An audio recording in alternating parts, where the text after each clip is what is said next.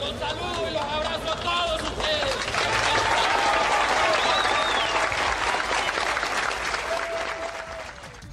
Juan Ernesto Villamayor es abogado por la Universidad del Salvador de la ciudad de Buenos Aires, Argentina. De 1989 a 1993 ocupó una banca como diputado nacional. En 1990 fue designado por la Presidencia de la República como subsecretario de Informaciones y Cultura. En el año 1991 fue electo convencional para la Convención Nacional Constituyente del año 92. En las elecciones de 1993 se volvió a postular como diputado nacional, cargo al que accedió. Durante su gestión como parlamentario fue autor de varios proyectos de leyes. De 1996 a 1998 fue ministro del Ministerio de Integración. De 1999 al 2002, durante la presidencia de Luis González Macri, ocupó el cargo de ministro secretario de la Presidencia de la República. Como conferencista, ha dictado incontables ponencias sobre reformas del Estado, seguridad jurídica y legislación bancaria. Juan Ernesto Villamayor ha sido condecorado en múltiples ocasiones. Se afilió a la ANR en el año 1982. En el próximo mes de agosto será designado ministro de una de las carteras del Estado más sensibles y estratégicas, la del Ministerio del Interior. En lo personal, es el segundo de los 3 hijos del matrimonio entre don Jesús María Villamayor y doña María Inés Tomasí. Tiene 2 hermanas, Marta y Carmen.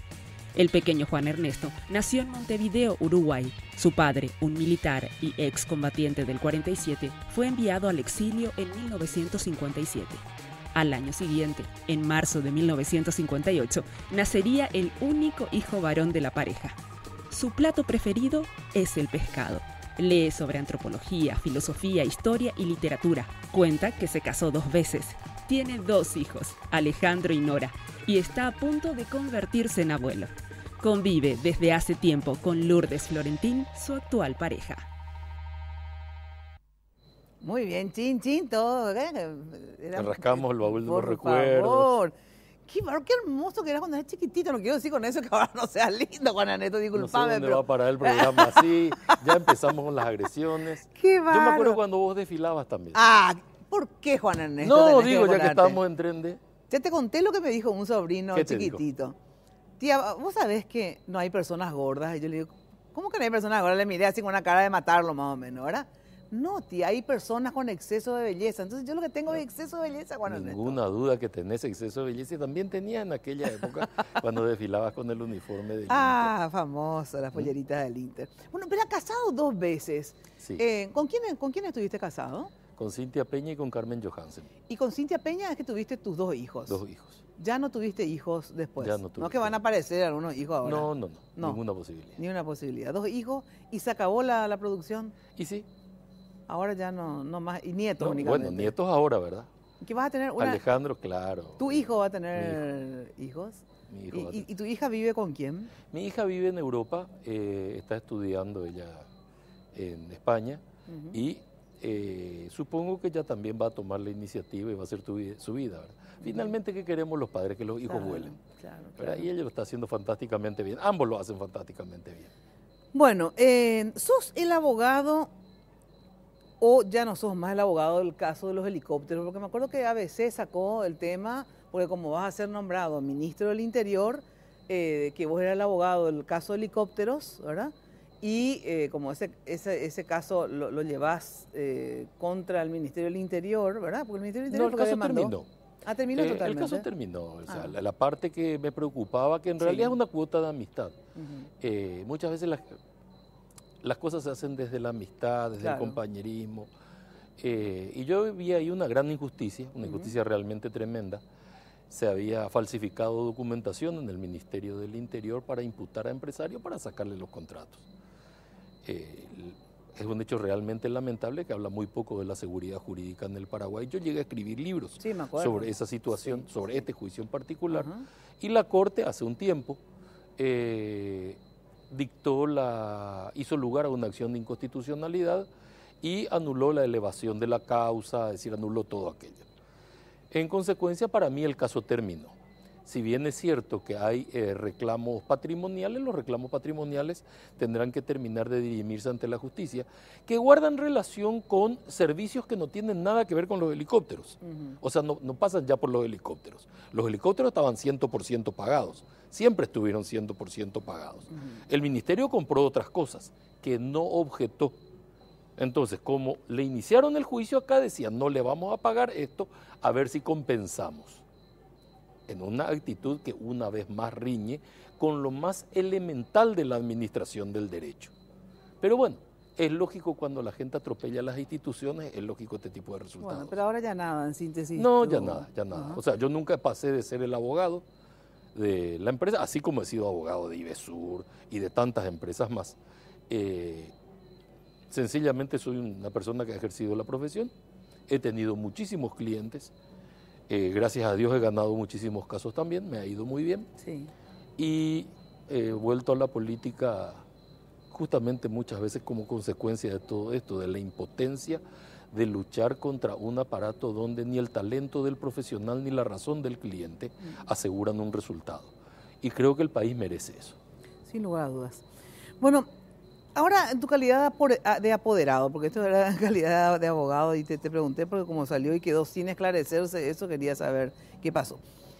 ¿Por qué de apoderado? Porque en realidad, bueno, ya se hicieron todo, ya se hizo el conteo, ahora ya se juzgaron las elecciones y ahora falta la proclamación, ¿verdad? Falta todavía que el Tribunal Superior de Justicia Electoral diga qué pasó con todas las impugnaciones. Todavía esa parte no sé, no. Claro, esa resolución debería haber salido hoy, y si no salió hoy, saldrá mañana, ¿verdad? Pero podemos entender que como aparecieron un sinnúmero de reclamos, el 99% infundado, y todo el mundo veía que eso era infundado. Como vos sos apoderado, se supone que vos estuviste ahí durante el conteo ¿verdad? Sí, estuvimos. Donde se hacen las impugnaciones. Pero ya no están ustedes, te pregunto, ya no tienen representante con el Superior Tribunal. Sí, seguimos teniendo. Igual, están ahí. Seguimos allí. O sea que vos me podés decir, por ejemplo, cuántas de las, no sé, tantas actas fueron finalmente Ellos presentaron algo más de 1000 impugnaciones. 1000, más o menos. Sobre 21.000 actas. De las 1000 impugnaciones, te diría que más de 900 no tienen ningún sentido. Pero hasta ahora no se expidió la justicia. Todavía no se expidió la justicia. Supongo que va a tener que expedirse al final.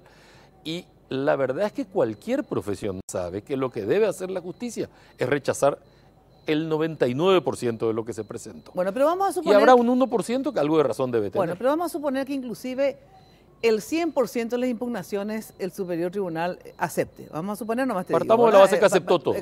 No cambia ni un solo elector. No cambia el resultado, absolutamente ¿verdad? Nada. Porque están en juego más o menos unos 15.000 votos y esos 15.000 votos otra vez... No le alcanza a nadie para desplazar a nadie de ninguna parte. Exacto, de ninguna parte. O sea que lo que se midió hasta este momento, sin las impugnaciones, va a ser el resultado final. Claro. Tenemos que sacar coeficientes superiores a 20.000 votos para tener un senador más. Y esos 20.000 votos no existen en las impugnaciones. Claro. Por eso te digo que nada va a cambiar. No, ninguna posibilidad. ¿Verdad? No hay posibilidad. ¿Y cómo entendés y cómo están analizando ustedes o directamente no analizan que el propio Efraín Alegre hace una convocatoria para el martes que viene? O sea, sigue con el tema, porque él maneja, también tiene sus apoderados, por lo tanto maneja todo esto que vos estás diciendo, que quedan en juego unos 15.000 votos o 20.000, ponerle luego para hacer todo exagerado, ¿verdad? Y que el 100% de las impugnaciones se acepten, que no son de ellas tampoco todos los... No, porque cada vez que uno impugna un acta, cae los votos del Partido Colorado, y pero también caen los de y eso que te digo, o sea, cae todo. Claro, entonces, uno tendría que encontrar 80.000, o sea, más de 100.000 votos de diferencia para impugnar. Lo que, si estamos hablando de una diferencia del 10%, habría que impugnar aproximadamente unas 15.000 mesas, o 16.000. Y son solamente 1.000. Entonces, suponiendo que se acepte todo quede igual. Claro, y por eso, entonces, a ver, ¿cómo se explica que él siga manteniendo el tema del fraude? Y yo creo que Efraín tiene un problema en su interna. Es un problema interno del PLRA. Bueno, pero eso no lo resuelve su interna. Bueno, pero cada uno es responsable de sus propias actitudes. Yo lo que puedo hacer es partir de la base o suponer que le está ocurriendo, o ya nos animan a bajarse de un discurso que no tiene sustento. Porque la verdad pero es que muchos ya se bajaron, ¿eh? Muchos ya se bajaron. Pero naturalmente si el fraude no existía, se demostró que no existió. Se demostró si estuvieron ellos presentes a lo largo de todo el juzgamiento y no pudieron hacer una denuncia de fraude. Ahora, que tengamos un acta en la mesa y que llenemos mal el acta, vos y yo, claro, no quiere decir que haya fraude, sencillamente quiere decir que se llenó mal un acta. Pero ¿dónde está el fraude? No, en la encuesta. Las encuestas, cada encuestador la hizo por libre. Los medios de comunicación las publicaron porque quisieron. Pero nadie puede decirme, esto es el fraude, este es el objeto del fraude. Que la boca de urna puede distorsionar varias o no veces la actitud, yo puedo estar de acuerdo con eso. Sí. Ningún problema, pero partamos de una base. Las es la difusión. Claro. No es la boca de urna, es la difusión. No, y aparte, después, las elecciones, o sea, ¿qué y todos importante? juegan con eso. Claro, o sea, en las elecciones la gente se fue y votó. Y votó lo que quiso. Y votó lo que quiso y claro, este es el resultado, digamos. Porque, ¿sabes por qué? Porque es dañino para el país, no solamente para Mario Abdo Benítez, presidente, es para el país, porque nosotros necesitamos, para la economía, necesitamos gobernabilidad, claro, necesitamos legitimidad. Y si vos ya ponés luego en duda la legitimidad de un presidente, ¿verdad? Hablando de fraude, aunque sean pocos los que hablen, pero digamos, es el otro candidato. Y el fundamento, es un fundamento caprichoso. Sí, caprichoso, pero que trae consecuencias económicas. Absolutamente de acuerdo. Por eso que es irresponsable. Pero estoy de acuerdo también contigo en que es irresponsable. No, pero bueno, la gente sabe ahora dónde está la responsabilidad y dónde no. Mira que yo admiro mucho la tarea que él hizo en un momento importante de crisis del país, donde salió a defender principios y valores. ¿Verdad? Yo respeto mucho eso en él, pero me parece que esto se desdice, o sea, desdibuja, claro, la imagen que se podía tener de una persona que yo creo que al electorado hay que decirle, mire, hice la mejor elección que hizo históricamente el Partido Liberal, claro, es este el resultado, sigamos trabajando, así el país está por delante. Claro. Y esto es lo bueno. Claro, porque encima, efectivamente, él podría salir bien parado, esto en el sentido que no hizo una mala elección. No, en absoluto. ¿Verdad? En absoluto, una excelente elección. Entonces, no sé por qué se picha, lo que digo, porque se picha pierde, ¿verdad? Y él de verdad no tendría que estar pichado, porque como te digo, no salió tan mal de esta elección. No, en absoluto, ¿verdad? Pero te insisto, yo creo que es un problema o de su interna o de que le vendieron un buzón, porque en realidad para la venta del buzón, al primero que le enviaron el mensaje fue a mí. ¿En qué sentido? En el sentido, yo recibo en mi teléfono el mensaje de las actas duplicadas, este es el famoso tipo de fraude. No hay que reconocer la victoria. Y me envían a mí que yo era el apoderado de la lista que estaba ganando. Y yo guardé en mi teléfono y tengo en el teléfono hasta hoy sí, es un perito calígrafo, pero... Decí fuerte, no te dio lugar. Bien. Zárate de apellido, Roberto Zárate Peña. Pero le envió a quién entonces. A mí. Pero naturalmente por un error, si me dicen no hay que reconocer la victoria. ¿Y qué tiene que ver él con el PLR? Y bueno, por lo visto desde allí ya se generó el tema. Yo recibo a las 8 de la noche ese mensaje. Y Wagner también salió al aire, claro, en Radio 1000 justamente. Y todos ellos salen después haciéndose eco de ese mensaje. Es más, me dice Wagner, no, ahora me voy corriendo allá donde estaban reunidos, todavía a ver si reconocían o no. Porque esto no se puede reconocer, ¿verdad? Claro, y es un perito calígrafo el que envía esto, en realidad, y se equivoca y me lo envía a mí, me dice, no, hay que reconocer.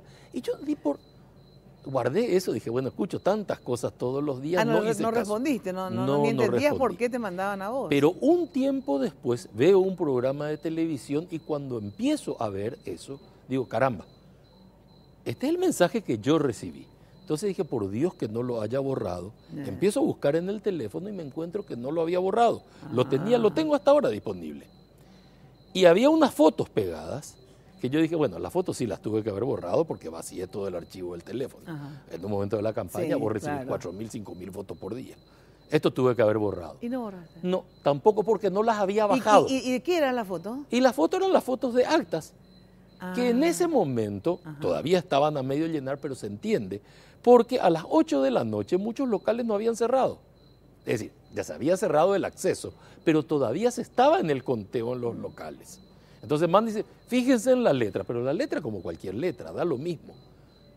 y cometieron el error de haberme enviado a mí. Cuando yo veo toda la posición de ellos, se fundaba en ese mensaje, en el mismo que yo recibo por error a las 8 de la noche.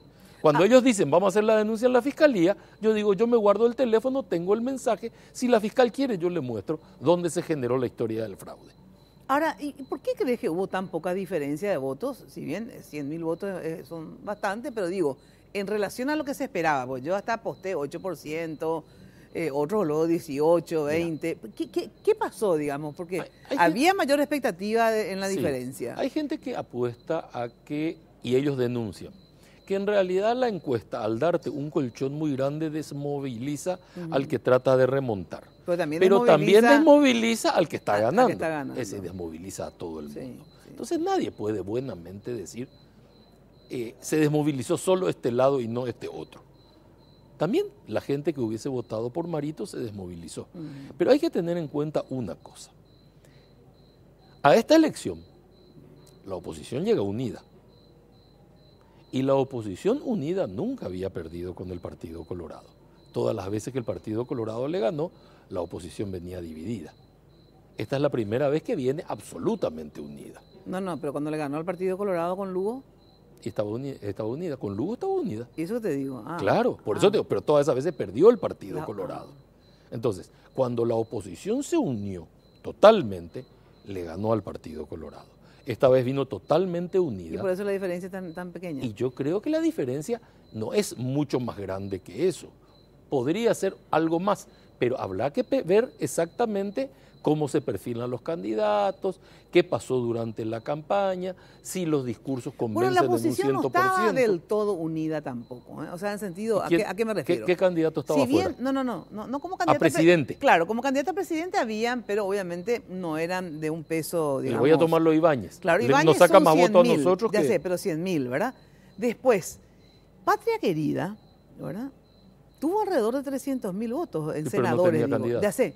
Pero no le apoyó a Efraín. No, tampoco nos apoyó a nosotros. Claro, pero yo nomás es que, no es que estuvo todo, por ejemplo, ese fue un gran error de Efraín, por ejemplo, no haber negociado con Patria Querida, con el grupo Hagamos, que también tuvieron como 100 y pico de mil, casi 200, creo, 1.000 votos. O sea, ahí nomás ya hay casi 500.000 votos. ¿Dónde lo te dio? No sé, 400, no me acuerdo cuánto, no quiero mentir, ¿verdad? Hay 400.000 votos de diferencia entre Marito y la lista de senadores, que también es otro coeficiente. Es decir, Marito construye por encima de la unidad del partido. Nosotros no podemos quejarnos porque todos los votos de la interna están y se vuelve a construir por encima. En cambio, no están todos los votos de la interna en la lista de senadores. Exactamente. O sea, y eso también puede ser parte de los votos que estaba llevando Patria Querida o que estaba llevando Hagamos. De modo tal que nadie puede garantizar que esos votos indefectiblemente iban a ir a parar a Alegre. Claro. Porque son votos que nos están faltando. Que también pudieran haber votado por Marito, pero votado por Patria Querida. Pero votado por Patria Querida. Claro. O sea, por eso es presidencia a presidencia solamente el universo que tendríamos que analizar. Y hay que reconocer que el Partido Colorado, solo el candidato Colorado, solo, le gana a una oposición unida en este caso. Sí. Bueno, vamos a ver cómo termina todo este tema del fraude, porque de verdad... ya terminó no es bueno. No, de hecho ya terminó. O sea, de hecho ya terminó. Es más, es los observadores internacionales ya lo han demostrado. El sábado en horas de la mañana. Pero ¿por qué convoca otra vez el martes a una movilización? O sea, frente, porque no es una reunión partidaria donde hace un balance y está bien, ¿verdad? Claro. Pero ¿por qué? El sábado se reúne la Unión Europea en el local del Tribunal Superior de Justicia Electoral. Hay un conversatorio ahí. Y estimo que a lo largo de ese conversatorio la Unión Europea, los observadores de la Unión Europea van a terminar de exponer su visión y van a dar las recomendaciones que siempre deben ser bien atendidas para poder mejorar nuestro proceso electoral, que como es una cuestión dinámica también va necesitando ajustes a lo largo del tiempo. Después de 30 años de transición tendría que hacer algunos ajustes. De hecho se fueron haciendo ajustes. Sí, muchos, realmente. Bueno, justamente sobre este tema del fraude, Efraín hizo una convocatoria. Voy a hacerle escuchar. Hola. El próximo martes, a partir de las 16 horas, frente al directorio nos convocamos, directorio del partido, todas las autoridades convencionales, para tratar dos temas importantes. En primer lugar, sobre todos los hechos de denuncias de fraude electoral que se han producido el 22 de abril para establecer las acciones y las medidas que se van a tomar al respecto. En segundo lugar, con respecto al juramento de Cartes, la violación de la Constitución en caso de producirse el juramento de Cartes y de Nicanor. Eso se va a tratar el martes, están invitados todos los dirigentes, los convencionales y todos los ciudadanos. Bueno, a ver, esto de convocar, digamos, a los ciudadanos, a los dirigentes en la calle, digamos, o sea, que es una manifestación, ¿cómo se responde a esto? No se responde. Es decir, él tiene derecho a convocar a la gente tiene derecho a asistir. ¿Crea zozobra, inestabilidad o no, digamos? No, ninguna. Porque ninguna. llama a acciones, digamos, no es que dice, bueno, vamos a veamos, discutir. mientras diga, vamos a discutir cuáles son las acciones, y mientras las acciones estén en el marco de la ley, él tiene derecho a plantearlas. Él tiene derecho a decir, voy a presentar una acción de inconstitucionalidad, voy a hacer una denuncia internacional, voy a hacer una denuncia local, no voy a hacer nada. Es que da lo mismo, tiene derecho. Y nosotros tenemos que respetar el derecho que él tiene. No, obvio que uno tiene derecho a cualquier Tampoco cosa. tengo por qué responder a eso, porque de lo contrario uno terminaría volviéndose loco. El lugar donde tienen que presentar las acciones es en el local de la justicia electoral. Respecto al fraude, no han presentado nada. Respecto a la candidatura de Nicanor y de Horacio, en Quilombar sí la realidad, vos sabés que también hace daño, ¿verdad? O sea, si alguien quiere en Quilombar... Y tenemos que apelar solamente a la madurez de la gente para comprender que en Quilombando, aprovecho para utilizar el término que vos estás porque grafica bastante bien. Y grafica muy bien. No se construye un país. Así es. O sea, un país necesita seriedad, necesita trabajo, necesita planes, necesita programas, necesita ser previsible, necesita tener seguridad jurídica. Todo lo que desde el gobierno Mario Abdo Benítez puede suministrar. Y el que quiere solamente enquilombar, pues bueno, enquilombará. Tampoco se le puede prohibir que ande por la calle enquilombando. Ahora, con Cartes, ¿cómo andan ustedes? Digo, porque obviamente si hablamos de gobernabilidad, esto de enquilombar obviamente no hace muy bien a la gobernabilidad, pero hay que ver también quién sigue a este tipo de convocatoria, digamos. Si tiene un gran seguimiento, enquilombará mucho, si no, enquilombará menos. Pero después está la otra pata, que es la unidad partidaria, digamos, que el gobierno esté mínimamente sólido, con sus diferencias, pero sólido. ¿Cómo está este casamiento, este noviazgo? ¿Qué? A ver, entre los dos grupos, porque es Honor Colorado y Colorado Añete, o sea, ambos tienen un porcentaje interesante. Hay un proyecto de respaldo que siempre se dijo es sin condiciones. Muy bien. Las elecciones terminaron. El Partido Colorado necesita seguir siendo alternativa de poder, para lo cual tenemos que seguir trabajando juntos. Entonces, por conflictos que tengamos al interior del partido, tenemos que seguir trabajando juntos y tenemos que hacer un trabajo que redunde en beneficio de la gente para que el próximo candidato del partido vuelva a ganar las elecciones. Si no, seríamos unos inmaduros fantásticos. No podrían gobernar tampoco. Tampoco podríamos gobernar, y algo sí ha caracterizado al Partido Colorado. El Partido Colorado es, a mi criterio, el partido que tiene más ejercicio democrático en el Paraguay, porque va a todas las internas y terminada la interna vuelve a cerrar filas. La democracia es para eso. Al día siguiente podremos criticarnos localmente, vamos a tener nuevas internas, ¿verdad? Porque va a venir la interna de la Junta de Gobierno, va a venir la interna para las municipales en todo el país y vamos a tener listas concurrentes, separadas, en el 100% de los municipios de la República, además de la Junta de Gobierno. Y terminado eso, tendremos que volver a trabajar juntos porque tendremos otra interna para decidir quién es el candidato a presidente y terminada esa interna tendremos que volver a trabajar juntos para ganar la elección. Hablando de interna y otra interna, viene la constituyente también. Finalmente... claro, yo hice el itinerario previsible, exacto, normal, el que no. Pero lo de la constituyente, ¿están los planes de Marito de ustedes? En los planes de Marito está hablar sobre la constituyente. La convocatoria va a depender del nivel de diálogo y del nivel de consenso de la clase política. Correcto. Porque lo que no se puede hacer, y yo creo que todos podemos estar de acuerdo, es llamar a una constituyente a tontas y a locas y decir nadie tiene un programa claro de qué vamos a abordar ni de qué modo. No. Y este tiene que ser un debate frente a la ciudadanía. Porque ¿cómo yo te pediría a vos, Mina? Votame a mí si no sabes lo que quiero hacer con la Constitución. Claro. ¿Verdad? Me hace acordar la campaña de Tiririca en Brasil, ¿verdad? Pero o sea que muchos de la oposición están con ese mismo criterio. O sea, llamar a una constituyente, pero digamos anteriormente hacer la discusión, si hay ciertos consensos, llamar, o si no, no. Claro, porque la gente nos dice, y tiene razón, la Constitución paraguaya ya tiene algunos años. Indiscutiblemente es así. Segundo, amerita ajustes. Indiscutiblemente es así. Tercero, ¿cuáles son los ajustes? Ahí ya nadie dice. Entonces tenemos que ponernos de acuerdo en qué vamos a tocar y de qué modo. Absolutamente. Para que quede claro lo que va a ocurrir. Que no salga una constitución peor de la que tenemos. Es que eso es lo que puede ocurrir. Claro, eso es lo que puede ocurrir si se convoca sin un sentido de construcción. Así es. ¿Cuál es el modelo de país en el que queremos vivir? De modo tal que la gente cuando vote una lista o vote otra para la constituyente sepa con precisión qué está eligiendo y no se encuentre al día siguiente con una sorpresa. O sea, acá no hay que darle carta blanca a nadie. Bueno, o sea que veremos en síntesis, ¿sí? No, el debate está abierto. Sí, bueno, por eso, pero va a convocar a un debate. Naturalmente que vamos a ir convocando a un debate. En primer lugar vamos a hablar al interior del partido, en segundo lugar vamos a hablar con la oposición, vamos a hablar con la gente, vamos a ponernos de acuerdo y una vez que estemos de acuerdo y digamos, señores, tenemos que convocar sobre estas premisas, pues bueno, hagámoslo. Ahora, eso es medio inmediato, en el sentido, digo, la constituyente tiene que convocarse si se dan las condiciones en el 2019. Y habría que ver cuál es el tiempo que nos tomamos para dialogar y qué es lo que queremos cambiar. O sea, si nos ponemos de acuerdo en lo que queremos cambiar, podemos hacerlo en forma inmediata, pero tenemos que estar de acuerdo en esto. O sea, todos le quieren echar la culpa a la Constitución de lo que en realidad es un mal manejo de atribuciones en el marco de la Constitución. Pero eso no quiere decir que la Constitución tenga la culpa.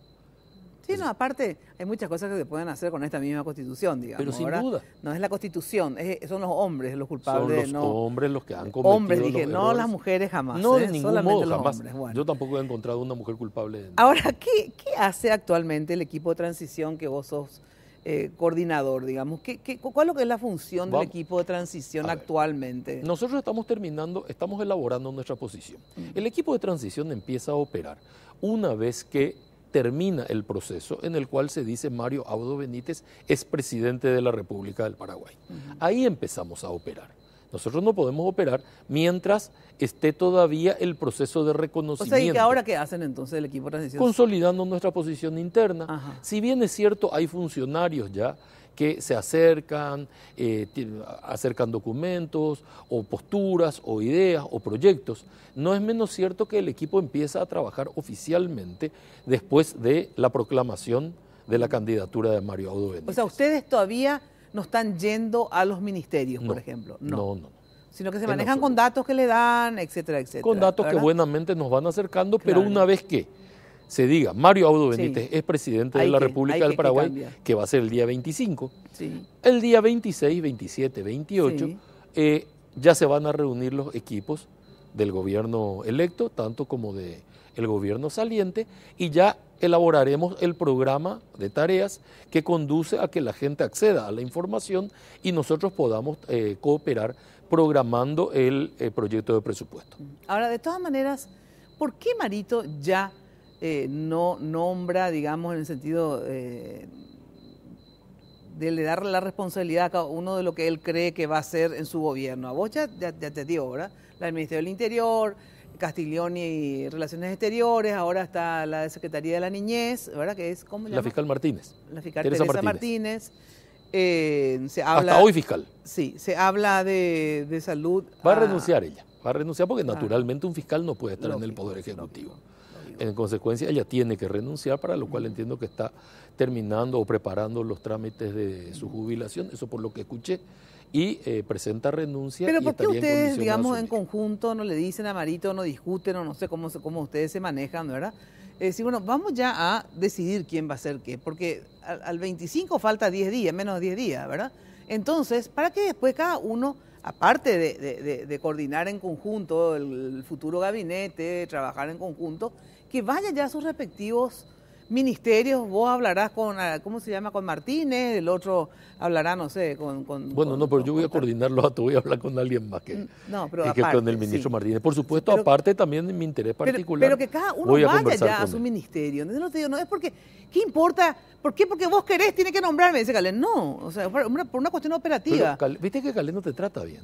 Sí, pero después enseguida se alinea, no sé si te diste cuenta. Sí, bueno, tenés razón, me dijo después, tenés razón. Bueno. Siempre termina dándome la razón, que no siempre hace lo que se le dice. Vos te das cuenta que yo no te trato en ese tono y te digo también que tenés razón. Exacto, pero el tema es que hagan lo que le digan, no que me digan, que ¿entendés? Para calmar a la fiera. No, por eso creo en serio que es importante, porque entonces así, el ministro del Interior, vos no, porque como dice Calés, vos ya te conocés todo, ¿verdad? El Estado entero, todas las oficinas también, pero me voy yo a Defensa. No sé ni dónde queda el baño. ¿Entendés lo que te digo del Ministerio de Defensa? Entonces es importante que ya se vaya el que va a ser ministro a hablar con el ministro actual, que vea esto, que lo otro. Porque si no es... El 15 de agosto, el 15 de agosto va a empezar la administración Mario Abdo Benítez, que va a tener particularidades en atención a lo que es Abdo Benítez. Él toma su tiempo para estas decisiones y las va anunciando de a poco porque es su estilo. Cada uno tiene su estilo. Horacio Cartes tenía un estilo que imponía eficiencia en el gasto. Es un modo de hacerlo. Me parece muy bien y me parece respetable. Mario Benítez tiene un eje filosófico distinto del rol del Estado. Y lo va a ir tomando de acuerdo a su modo de ser. Tendremos que acostumbrarnos al estilo Mario Abdo Benítez de gobernar, que yo creo que va a ser muy positivo para el país. Y todavía se va a tomar algunos días más para anunciar quiénes son los próximos ministros. Pero bueno, ya los vamos a tener en poco tiempo más. Sí, no, todavía obviamente tiene tiempo, pero digo que cuando antes lo tome, es mucho mejor, obviamente después de proclamado, no te digo que tenga que tomar toda hora, pero que para que ya cada uno vaya viendo su respectiva función, no por una cuestión de, ¿quién va a hacer? Porque finalmente, para mí en particular no cambia nada. Pero también es bueno saber quién va a ser, ¿verdad? Claro, o sea, te crea ansiedad, pero yo digo por una cuestión práctica, en serio. Pero se administra bien el tema también desde la ansiedad. No deja de ser divertido. No, qué divertido. Acá lo que tenemos que ser eficiente y no divertido. Bueno, pero vamos a ser eficientes después del 15. Sí, no, para ser eficientes después del 15 ya tenés que empezar desde ahora a no perder el tiempo. Muy bien. Eso nomás. Bueno, mire, usted lo dijo, ni yo lo hubiese dicho mejor. Exacto. Bueno, ¿y vos qué estás haciendo en relación al Ministerio del Interior? Porque obviamente como vos tenés la tarea de coordinar todo esto, y en el Ministerio del Interior, ¿qué estás haciendo? Digo, ¿estás recabando también información? Todavía nada. La información que siempre llega es suelta. Sí. El ministerio más difícil para recabar información es Interior, porque naturalmente son servicios de inteligencia, o sea, esa es información reservada y clasificada.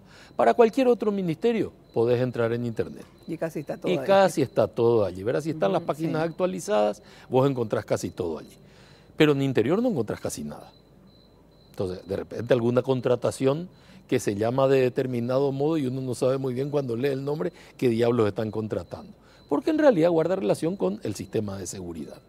En consecuencia, hay que esperar que termine este proceso, que a Mario Abdo Benítez le entreguen el certificado de ser presidente de la República electo, cosa que se va a producir el 25, y entiendo que a partir del día siguiente ya podremos trabajar buenamente con las autoridades del Ministerio del Interior, que suministrarán toda la información, porque veo que hay muy buena voluntad entre un equipo y otro, no hay inconveniente.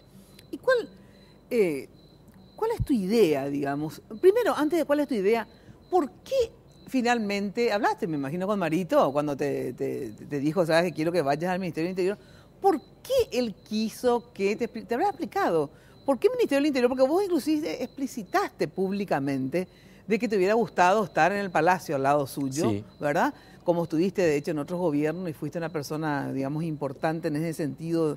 Porque el presidente tiene que tener una persona, un tipo que pueda hacer nexo con el resto, porque el presidente no puede hablar todo el tiempo, ¿verdad? Sin embargo, por ejemplo, vos, y eso pasaba también tanto en el gobierno de Guasmosi, en el de Nicanor, más o menos que más. Pero en el de Guasmosi me acuerdo bien que si bien vos no, yo por lo menos no hablaba casi con Guasmosi porque lo criticaban los primeros años de gobierno, entonces él tampoco me quería mucho. Y Pero sin embargo estaba Podestá, estabas vos, estaba, ¿quién era otro? Pato Melgarejo, qué sé yo, Ramírez. Había un entorno que uno más o menos sabía qué pensaba el equipo porque hablaba con ustedes, ¿verdad? Esto no pasó con Carter, porque no podíamos hablar ni con Godoy, que no quería hablar, Juan Carlos López Moreira menos quería hablar. Entonces, en realidad, ese era su entorno, ¿verdad? Bueno, y no sabíamos qué pensaba el presidente. No comunicar es un error siempre. Sí. No estar, romper líneas de accesibilidad, ¿verdad?, con medios de comunicación es un segundo error. Hay que comunicar siempre.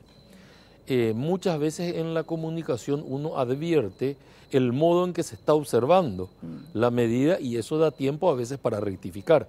Porque yo parto de la base que todos toman medidas desde la buena fe, claro, pero se convierten en cosas mal presentadas. Entonces, bueno, ese es un ejercicio que hay que tener siempre. De hecho, en la conversación que yo tengo con Marito, que fue bastante larga ese día, el papel que él me pide al frente del primer ministerio político del país no riñe con estar cerca en el Palacio y también hacerme cargo de la posición política. Es decir, el Ministerio del Interior... va a volver a ser Ministerio del Interior un ministerio político, porque esencialmente perdió, político. Hay que decir que Claro. Es un ministerio más policial, te diré casi. Más policial que otra cosa, Sí. solo abarcante del área seguridad y no del área política, que es el eje principal de ese ministerio. Así es. Entonces, tiene que devolvérsele ese rol, Ajá, sin perjuicio de que la zona de seguridad es esencial para un servicio que tiene que prestarle el Estado a la ciudadanía, en este momento, que es el de seguridad. Y ahí hay que entender que no todo el mundo hace el mismo reclamo de seguridad, porque el que más tiene quizás pueda tener seguridad privada. El problema es el que menos tiene. Entonces, cuando muchas veces decimos, todos queremos lo mismo, no todos queremos lo mismo. Tenemos que entender que hay gente que quiere más que otras, que necesita más que otras, y que el rol del Estado está en proteger al que más necesita. Bueno, pero ¿por qué te dijo, prefiero que esté en el Ministerio del Interior que en el Palacio? Porque consideró que era más importante el rol que yo iba a cumplir allí. Y nadie viene hasta acá para hacer lo que quiere, sino lo que es necesario. Es decir, yo vine hace más de 2 años, volví a la política para ayudarlo a Marito a llegar. Y creo haber cooperado en eso. En consecuencia, ya tuve mi satisfacción. Y ahora mi compromiso, yo había tomado el compromiso cuando los periodistas me preguntaban, ¿a qué te vas a candidatar? Yo les decía, no me voy a candidatar a nada. Acuerdo y me decían, te dejamos grabado porque te vamos a reclamar. No, pero no solamente de eso, sino que después, ya cuando cumpliste y no te candidataste a nada, ¿verdad? Todo el mundo borró la grabación, no sé por qué. No, yo sí decía, pero decía, a la pucha, acá lo único que corre riesgo realmente es Juan Ernesto y el vice, ¿verdad? Claro. Porque son y Marito. Y Marito, ¿no? Lógico, Marito, obvio, ¿verdad? Porque los otros todos aseguraron una banca, etcétera, etcétera. No, hubo algunos también que quedaron fuera, pero digo, vos arriesgaste, quiero decir, porque te quedabas y yo vine, trabajé, fuera. Hice mi trabajo, le acompañé, llegó, él es el presidente, hoy me toca hacer esto y cuando Marito deje de ser presidente yo voy a dejar de ser funcionario público. Y eso también te estoy dando una primicia. Pero lo que pasa es que en el Ministerio del Interior uno nunca sabe también hasta cuándo se queda. No, naturalmente. Porque ¿qué pasa con el Ministerio del Interior? Es muy conflictivo porque trata de seguridad, no solamente de política. Lo que te vos la política es, manejás lo que te quiero decir, el tema es... Yo no entro acá a hacer una carrera posicional. Ah, claro. Sí, eso te quiero decir. No estás aspirando a otra cosa estoy después. aspirando a otra cosa. Claro. Estoy aspirando a que el trabajo que se haga en ese ministerio sirva a la ciudadanía y sirva a la administración de Mario Audo. Eso es todo lo que estoy sosteniendo. Si me toca a mí irme antes, tendré que irme antes. Ese no es problema. Yo estoy compensado con que él haya llegado. Pero lo que te digo es yo no voy a pasar del último día de él. Pero de todas maneras, es un ministerio difícil el que te dio. Es uno de los más difíciles. ¿Y será que confía en mí? Y vos confías en vos en el sentido siguiente. En 5 años aguantar el Ministerio del Interior. Sí, ¿por qué no? Sí, sin ningún inconveniente. El tema de seguridad, ¿te sentís seguro, digamos? Me siento seguro en el tema de seguridad. ¿Sí? Me siento absolutamente seguro. ¿Vas a tener las pelotas necesarias para tomar Es lo único que no se puede dudar. Ajá. ¿verdad? Muchas veces se duda del acompañamiento de las medidas. Porque resulta que la seguridad es algo que se le da a la ciudadanía desde un enfoque multidisciplinario, no solo de la presencia policial. Claro. Lo que el Paraguay necesita es presencia del Estado en no todo solo, su territorio. No solo represivo, digamos, la tiene, seguridad no es solamente represiva. No es reprimir a la gente. Yo necesito salud pública, educación, agricultura y ganadería, industria y comercio.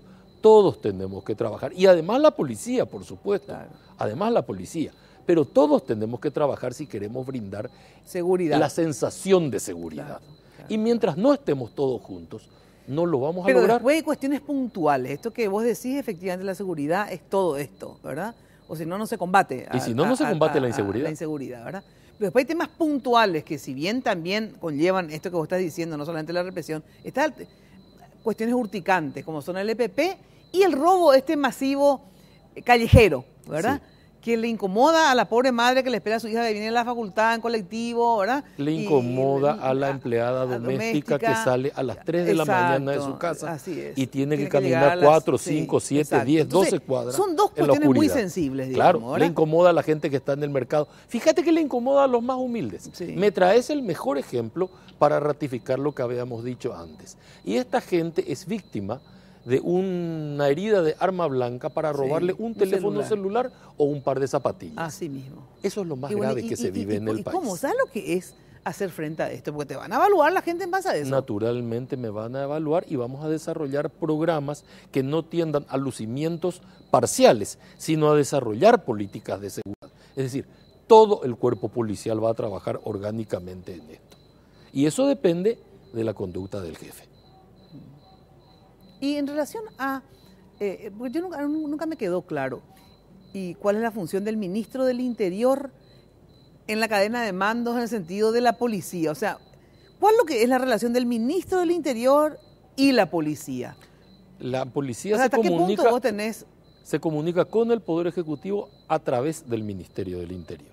O sea, el Ministerio del Interior se encuentra como la autoridad por encima de la policía.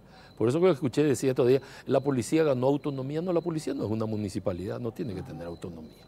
La policía lo que debe tener es institucionalidad, no autonomía. La policía, o sea ninguna fuerza de seguridad tiene autonomía. O sea que el ministro del Interior, digamos, le puede dar indicaciones al jefe de policía para la policía, ¿sí? Sin ninguna duda. A diferencia del ministro de Defensa, que ese no está en la cadena, porque el que es comandante en jefe de las Fuerzas Armadas es directo el presidente. Entonces ahí hay un vínculo directo entre el presidente y las Fuerzas Armadas, que no existe en el caso de la policía. O sea, ahí sí vos hacés ahí está en la cadena está el Ministerio del Interior. Está el Ministerio del Interior. Sí se encuentra. En relación al EPP, digamos, todos o casi todos los presidentes y ministros prometieron, o a uno de traerle del jopo, otro pisarle los talones. ¿Vos qué es lo que vas a hacer con el EPP? En primer lugar, revisar toda la información que hay sobre qué se hizo respecto al caso EPP. Nosotros tenemos un caso que ya es trágico, son más de 15 años lleva este tema, son muchas administraciones y hay que reconocer que los resultados no son satisfactorios. Muy bien, ¿por qué se llegó a este estado sin que tengamos resultados satisfactorios? Es una cuestión que hay que evaluar, pero hay que evaluar con la información en la mano. Visto de afuera es muy fácil. Y visto de afuera es que se dice, le traigo del jopo, le estamos pisando los talones, después no se sabe dónde diablo está el talón y mucho menos el jopo. Porque ni vino del jopo ni le pisó el talón. Entonces, tenemos que revisar qué pasó ahí. Caracterización de ver, a ver, primero, claro, que quede bien claro quiénes son, dónde están, cuántos son. Y segundo, a ver, ¿cuál es la falla? O sea, inclusive cuando se enfrentan, siempre el EPP, digamos... No, siempre sale la fuerza de seguridad, sale lastimada, y el EPP siempre se anuncia que hay un herido, pero porque siempre hay un herido, pero el herido no aparece. ¿verdad? Y siempre está herido. Pero hay que saber qué pasa en ese momento. Bueno, algo está sucediendo. O no hay liderazgo dentro del equipo, a pesar que ahora parece que este comandante...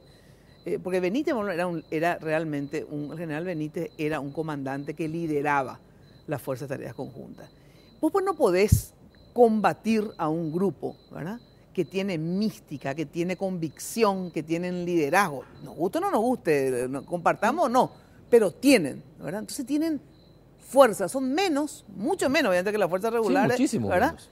Pero, sin embargo, logran, digamos, salir airosos, ¿verdad? Entonces, tiene que haber también convicción por parte y la moral de la Fuerza de Tarea Conjunta tiene que alzarse. Naturalmente, si no, por eso en primer lugar hay una ratificación por parte del gobierno entrante que la fuerza se queda.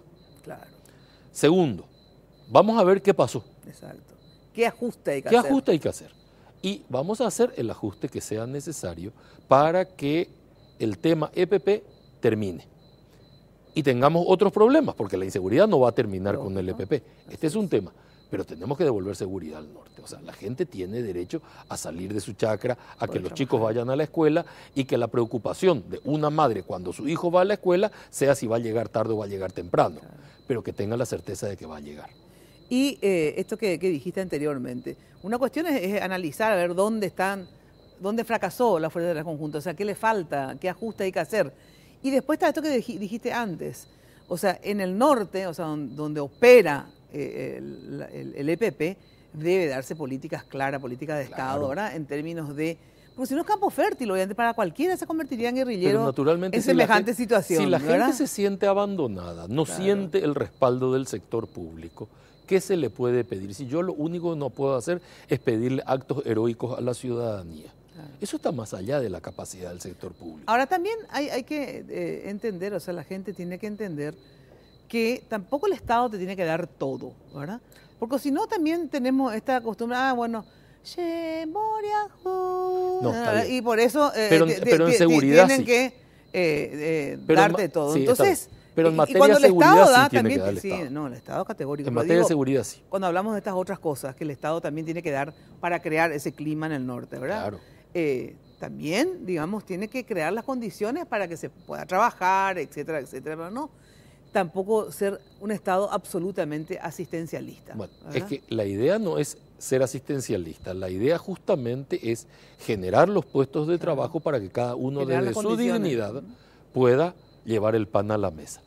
Esa debería ser una política común. Claro. Si ese llevar el pan a la mesa viene solamente del asistencialismo, entonces no va a haber fórmula de mantener viable un Estado. Ahí el Estado se vuelve fallido. Así es. No hay estado de bienestar en el mundo que sobreviva a la larga. La única posibilidad efectiva es la creación de puestos de trabajo. Esto es responsabilidad del sector privado, para lo cual al sector privado hay que darle las condiciones de producir. Y esas condiciones son múltiples, es todo un abanico, empezando por la seguridad jurídica y concluyendo con la seguridad física, que son los dos extremos. Bueno, se me refue el tiempo.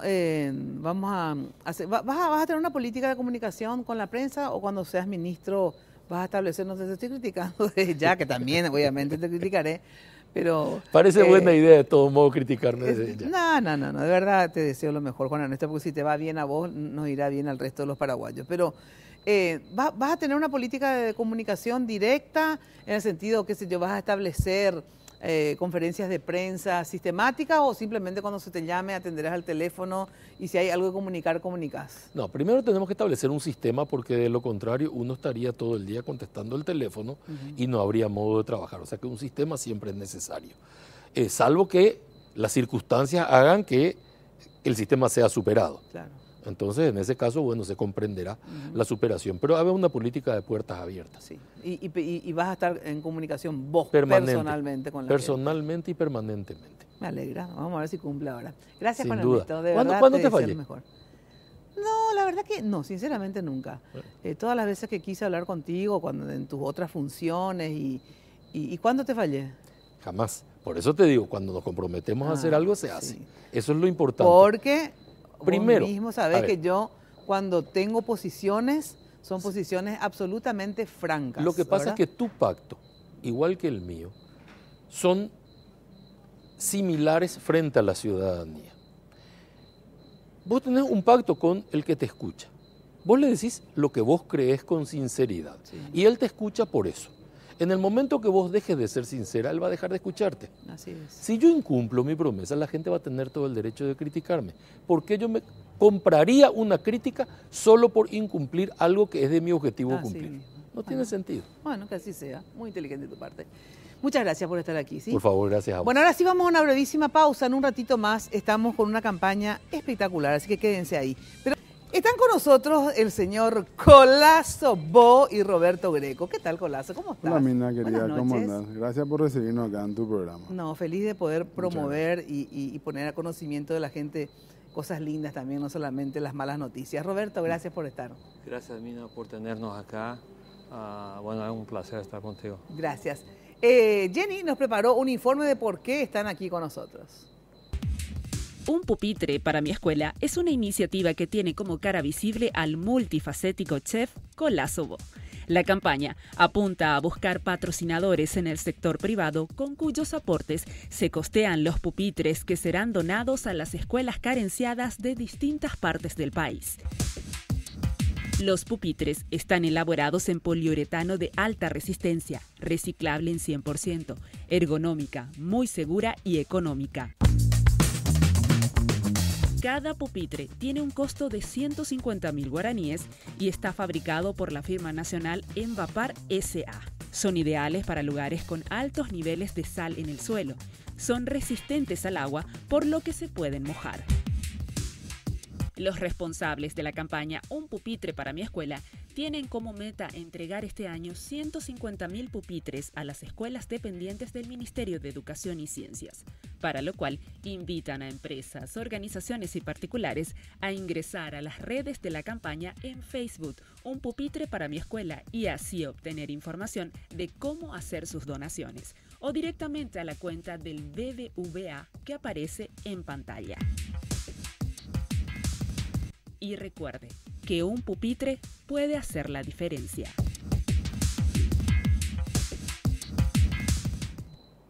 Qué sensacional, pero qué hermoso que son esos pupitres. Sí. Realmente son espectaculares, ¿verdad? ¿Cómo surge este tema de un pupitre para mi país? Que siempre a mí me queda un techo para mi país, ¿verdad? Sí. Y es un pupitre para mi escuela en realidad. Bueno, a ver, ¿cómo se bueno, te comento. Todo esto? Somos amigos con Roberto hace 20 y pico de años, casi 30, él está acá en Paraguay hace muchos años. Ajá. Y hace un año se acercó y me dijo, mira, Colazo, quiero devolverle al país todo lo que Paraguay me dio.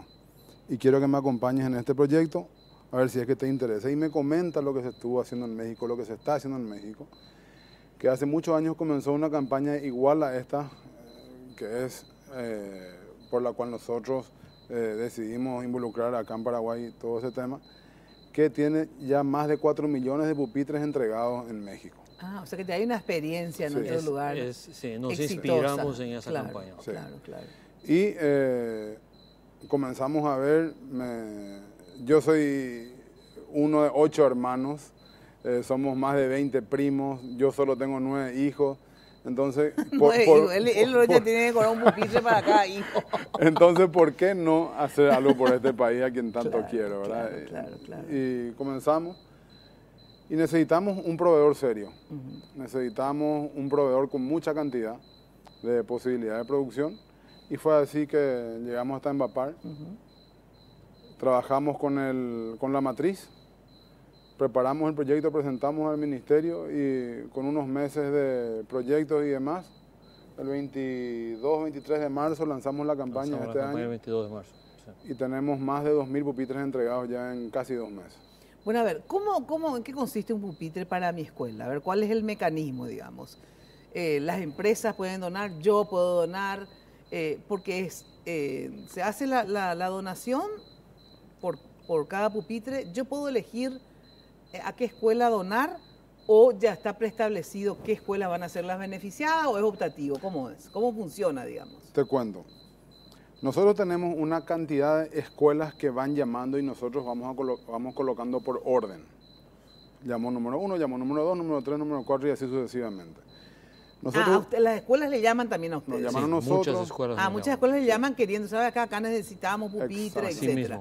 Entonces, a ustedes les llaman a estos números que dimos y vamos a reiterar, la gente que necesita el pupitre, o sea, las escuelas, Sí. y también la gente que va a donar. esos Quiere pupitres. donar. O sea que dobles llamadas. Tenemos tienen ustedes. dos listas. Ajá, dos Por listas. supuesto, la mucho más extensa es Lastimosamente todavía la que necesita. es la que ¿verdad? necesita. Es la que sí. necesita. Entonces, vamos colocando por orden de entrada, digamos, Sí. una planillita que llenan, que hizo Karina, una chica que trabaja con nosotros, Sí.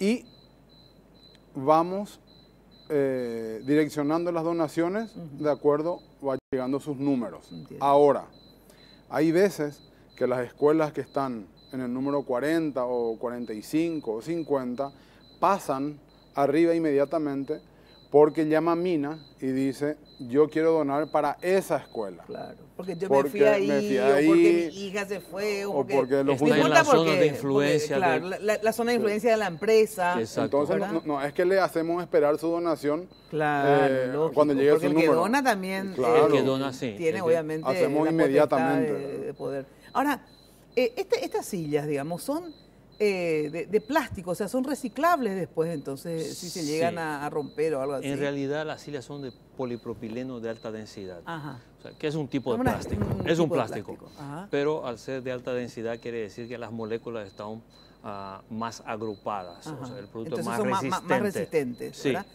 Y tienen una forma fabulosa porque no son puntiagudas, no pueden lastimar. Sí, son ergonómicos. Increíble el Sí. modelo en sí del pupitre, ¿verdad? Ahora, hay una cuestión que les pregunté también esto en la radio. Las empresas de repente tienen destinado para publicidad o para gigantografía, diferentes tipos de promociones, ¿verdad? Sí. Un determinado monto, ¿verdad? Sí. Esto también pueden destinar a un pupitre para mi escuela porque tengo entendido que ahora, a no ser que sean productos que no tengan que ver con los niños o que no haga bien a la salud, pero, por ejemplo, qué sé yo, Radio 1000, Sí. ¿verdad? Sí. Puede poner el logo de Radio 1000 en los pupitres donados por Radio 1000, por ejemplo. Así Por mismo. Es así, Sí, ¿verdad? en la parte trasera, En la parte trasera. del respaldo del pupitre, Ajá. Radio O sea, 1000, jugos tal, gaseosa tal, jugos, galletitas gaseosa, tal. donado por Sí. Radio 1000. Ah, sensacional. Entonces, o sea que, el alumno que esté inmediatamente detrás de Claro. ese pupitre lo Sí. va a leer durante 5 horas diarias. exacto. Porque eso también hay que dar facilidades, porque vamos a ser sinceros, ustedes lo que quieren es cuando mayor cantidad de niños reciban sus pupitres, es mejor, ¿verdad? Claro. Y que tengan una publicidad y que la gente pueda usar esa plata que pensaba destinar, digamos, a la promoción de su marca, poder hacerlo de esta forma es muy importante. Sí, porque ¿verdad? los presupuestos de las empresas, Sí. normalmente el presupuesto de marketing es bastante mayor que el presupuesto de responsabilidad social que tienen las empresas. Entonces, les justifica facilita. más a los gerentes, a los que están manejando los presupuestos, decir, bueno, listo, queremos actuar socialmente, pero también nos interesa tocar un poquito la parte de marketing. Entonces Claro. ahí es más fácil para la campaña Sí. poder estirar de ambos presupuestos. O si no, Claro, claro. tenemos que ir solamente a la... Presupuestos menores, entonces cada vez Exactamente. menos niños van a ser Sí. beneficiados con esto. Así digamos, mismo. ¿verdad? Así es. Bueno, tengo que ir a una ultra archi brevísima pausa y enseguida nos enteramos de más detalles sobre un pupitre para mi escuela. De todas maneras, les reiteramos luego de la pausa cómo pueden hacer sus donaciones. Pero ustedes tienen idea de cuál es el déficit de pupitres, más o menos. ¿Consultaron al ministerio cuál es el déficit de pupitres en el país, digamos? Niños sin pupitre, a veces vemos luego en las páginas de los diarios, en los noticieros de televisión, niños sentados en el suelo o en tronquitos o en sillas muy deterioradas, ¿verdad? Sobre Entonces, ladrillos. sobre ladrillos. Yo imagino que el ministerio va a tener un recuento de cuánto más o menos se necesita. ¿Un déficit de cuánto tienen Sí, actualmente? son solamente de escuelas. Sí, de escuelas. Son más de 600.000 pupitres. 600.000 pupitres en Sí, la escuela. sin incluir centros de educación mayor. Ah, ajá. Sin incluir alfabetización de adultos Sí. y centro de educación docente, de formación docente. O sea que hay mucho por hacer en ese Hay cerca de 1 caso. millón de pupitres que faltan en este país. Bueno, si la gente de repente quiere conversar con ustedes para ver el mecanismo, Sí. llaman al 610-678, que es el 600. mismo número del restaurante todavía. El restaurante Tony, donde Sí. vos estás. Sí. Ahí mismo montaste la oficina, Sí, o ¿verdad? la fanpage de Facebook. Que es un pupitre para mi escuela. Sí. ¿verdad? Y ahí también está el número de cuenta en el BBVA. También ahí van a También encontrar está el todo. número. Bueno, de cuenta. entonces uno puede o directamente depositar Sí. plata en el BBVA. Importante que nos avisen. cuándo depositaron y quién depositó para poder identificar las donaciones. Claro. Porque viste que los IPAP no vienen con los nombres de las personas que donaron, viene un código nomás que nunca sabemos. Claro. Pero de todas maneras, si no, también hay gente que quiere directamente conversar con ustedes. Claro. Entonces llaman al 610, mira, estoy con interés de hacer una donación. Entonces, si ustedes también ven el tema de del nombre de la empresa, o a lo mejor hay gente, por ejemplo, que sé que donó, pero no donó inclusive en términos personales y no tuvo interés de que se coloque. Pero las empresas normalmente sí tienen esa clase de interés. O sea que ustedes están dispuestos a ir a visitarlos. Siempre nos vamos. Se van. Vamos. Pueden ir a visitar. La semana pasada un gran amigo mío que está súper comprometido con la educación, un arquitecto, Víctor, muy amigo. Víctor González. Sí. Víctor González Acosta, sí. En todos los sentidos de la palabra. Es uno de los 4 mayores donantes de un pupitre. Sí, de un pupitre. Mi amigo Juan José Zapac, cerrista. Por favor. Ahora faltan los olimpistas, Me invitó, hoy también nos donó. Varias empresas, varias empresas están acercando. Y es por eso que la campaña está tomando mucha fuerza, ¿verdad? Claro. Importante. Ahora, vos me habías mostrado, Golazo, en tu celular, que ahora Jenny puso algunas de las imágenes, pero hay imágenes que donde los niños se van corriendo a ver su pupitre, porque no sé si ustedes se acuerdan cuando yo cuando era niña, hace mucho tiempo, pero igual me acuerdo, el primer día de clase, nosotros demasiado querías, porque tenías tu lápiz nuevo, ¿verdad? Tu lapicita en tu cajita, etcétera. Entonces tener también tu pupitre nuevo, pues es que te da mucho más ganas de estudiar y de trabajar, obviamente, cómodamente, porque son fabulosas esas sillas. Vos sabés que nosotros O sea, le levanta el ánimo, la autoestima, todo al en niño, el mes de ¿verdad? agosto, nosotros vamos a hacer una cena con los donantes y las escuelas que ya fueron donadas, beneficiadas. Y ahí vamos a tener un video que van a mostrar una cantidad de sensaciones de los niños cuando reciben el pupitre y empiezan a acariciar y encuentran el lugar del lápiz. Claro, porque tiene la hendidura. Tiene la hendidura para el lápiz, tiene el portaútiles. Tiene portaútiles también. Sí, también. Hay escuelas acá en Asunción que parte de sus útiles era llevar un almohadoncito para sentarse en el piso. La escuela Pedro Pepeña, por ejemplo, que está a 2 cuadras en la avenida Perú. O sea, acá en el centro. Hoy en día están 32 alumnos sentados en los pupitres dignamente. Pero faltan todavía otros en esa misma escuela o ya tienen, ¿sí? Sí, hay todavía carencias. Hay todavía en esa misma escuela. Y esa escuela es para nuestro corazón, digamos, una insignia, porque fue la primera escuela donada por nosotros mismos. Por nosotros mismos. Nosotros mismos hicimos la donación. Qué buenísimo. Y mañana estamos en la escuela Anitá. Mañana Anitá. Sí. Todos los días, de lunes a viernes, todos los días. ¿En serio todos los días tienen donaciones? Absolutamente todos los días tenemos donaciones, sí. Qué maravilla, qué espectáculo. Hoy estuvimos en la escuela Manuel Ortiz Guerrero. Sí. Así que todos los días sí, tenemos una donación. Bueno, ya saben, si quieren donar, siempre realmente digo que es tan importante dar, hasta en un sentido egoísta, es importante dar. Porque uno se siente tan bien y cuando ves el resultado, digamos, de donar, imagínate un pupitre para que pueda un niño estudiar y después uno recibe bendiciones. Yo siempre digo, uno da y recibe, sinceramente. O sea, esto es así, esto es una regla luego científicamente comprobada. Bueno, de todas maneras, ya sabes, puedes hacerlo llamando al 610-678 o buscar a Tony Italia en Facebook y este es el número. Pero mejor entrar a Un Pupitre para Mi Escuela, es una fanpage, ¿verdad? Sí. Y ahí está el 610-678, si no te acordás. Está también el número de cuenta del Banco BBVA. Del banco, ¿verdad? Pero llamando al 610-678, 610-678, yo de memoria apoyamos siempre a Tony. Ustedes pueden convocarle acá a estos dos señores y hacer su planteamiento de donación como empresa o como persona. Un pupitre es importante. O sea, desde un pupitre, o sea, cada donación es importante. Hace la diferencia a un alumno. Yo quiero, no sé, 150.000 guaraníes que de repente uno va y gasta en una noche, cerveza, una pizza y qué sé yo, ¿verdad?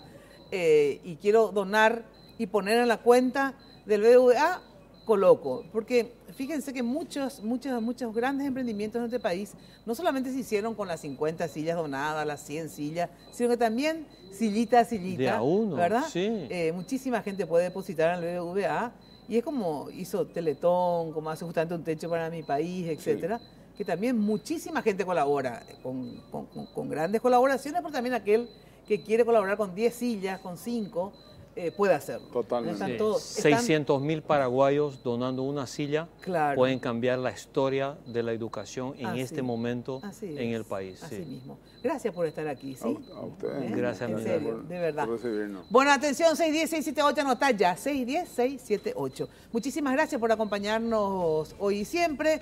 Nos volvemos a encontrar el lunes por Red Guaraní y ya sabes que de lunes a viernes de 8:30 a 12 les espero a todos por Radio 1000 AM. Chau, chau, muy buena noche.